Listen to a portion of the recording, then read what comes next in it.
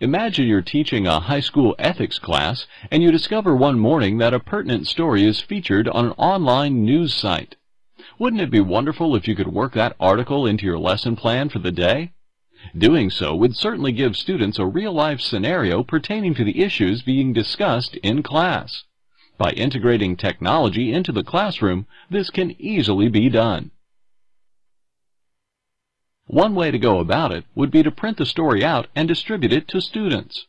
Or if you already have class handouts that were created with a word processor application, you could augment those documents by copying and pasting the article into them, provided you properly cite your sources, of course. The beefed-up handouts could then be printed and handed out in class. An even better option would be to have students view the actual article on the website. This requires that the class be set up with at least one computer and with an internet connection. In a class with only one computer, you could display the article in the actual website using a computer projector. Or if the class is equipped with several computers, you could divide students into groups and have them follow along at designated computers. If you're fortunate enough to have laptops for all students, each student could browse to the site to locate the article themselves when instructed to do so. Whichever way is feasible, there's no doubt incorporating technology into the learning environment can prove beneficial. We've just investigated one scenario in which computers and other technology can help teachers instruct and students learn. We'll examine several other examples, but before we do, take a moment to imagine your own possibilities. Use the lines provided to record your ideas, pressing Tab to move to a new line. When you've brainstormed all you can click Next to continue.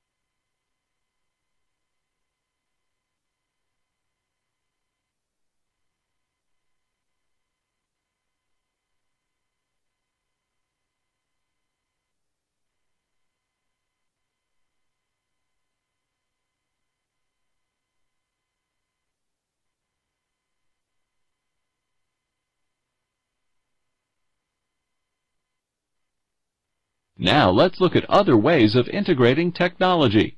Because there are several different slants to what is meant by integrating technology in the classroom, we'll examine our examples according to the varying approaches. One approach is to teach a lesson without using technology and then assign technology-related activities to help reinforce the lesson. For example, you could go over a reading assignment and then use a content authoring tool and class input to create a lesson discussing the story. It's a good way to get students involved in the discussion and would be a nice change from requiring a written synopsis from each student. In an English class, you could introduce Venn diagrams, and students could then use Microsoft Paint, Corel Draw, or even Microsoft Word to create Venn diagrams that show relationships between characters in a book. For a social studies class, you could study pilgrims and later have students take an online test that you've created about the pilgrims' impact on America. Another way to use technology in the classroom is to use it as you are teaching. Specifically, this involves ways you can work technology into your lectures, allowing you different delivery methods while keeping students engaged in otherwise potentially monotonous material. Within this context, you could teach a science class on clouds, and as you lecture, students could search for different cloud types on the Internet. Or, in an elementary class, students could search the Internet for things beginning with each letter of the alphabet. Then, as a group, The class could use a content authoring tool to create a web-delivered lesson that showcases some of the different things found. If you're using an LMS with chat room capabilities, you can set up live online discussions with students from other places to discuss different cultures and customs. A discussion board can also be set up. For example, you could post a question regarding the United Nations and require students to keep the discussion going by sharing their thoughts on the topic at any time. Furthermore, to assist students with disabilities, you could implement special needs software, such as text enlargement programs, speech synthesis tools, adaptive keyboards, or talking calculators. Although we've offered many different examples of how technology integrated into the classroom can aid both students and teachers, we could offer many more. Do any of the scenarios listed here seem like they could be examples too?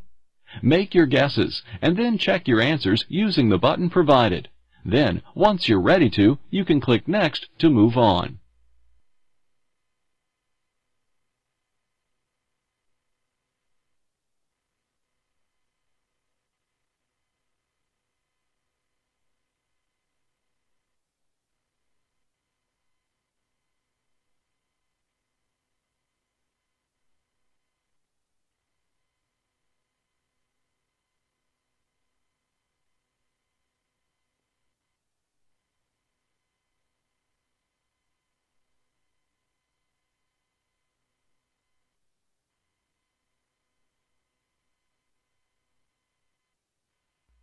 The previous examples of integrating technology were specific to the classroom.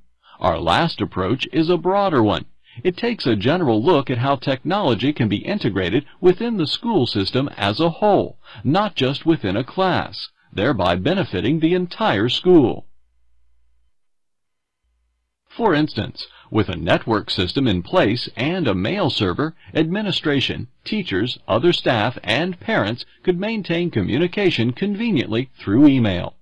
Also, different databases could be maintained to keep track of various things, such as students, administration, staff, teachers, substitute teachers, library materials, school supplies, and items for the lunch program.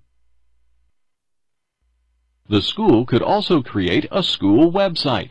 Individual web pages could cover school policies and rules, holiday schedules, special notices, guest speakers, PTA schedules, extracurricular activities, and lunch menus, among other topics of interest. Also, any interested teachers could develop their own pages, where they could list class syllabi, lessons, or perhaps even feature student work. To sum up, working technology into the school environment, both within and outside the classroom, helps everyone involved. The interactivity engages students, helping them retain more. Teachers are aided in planning and presenting. Communication is enhanced school-wide, and even parents can stay on top of their children's progress, as well as current events at the school. Here are some real-life examples of how the concepts discussed in this lesson could be used in a classroom, either as a teaching tool or an administrative aid.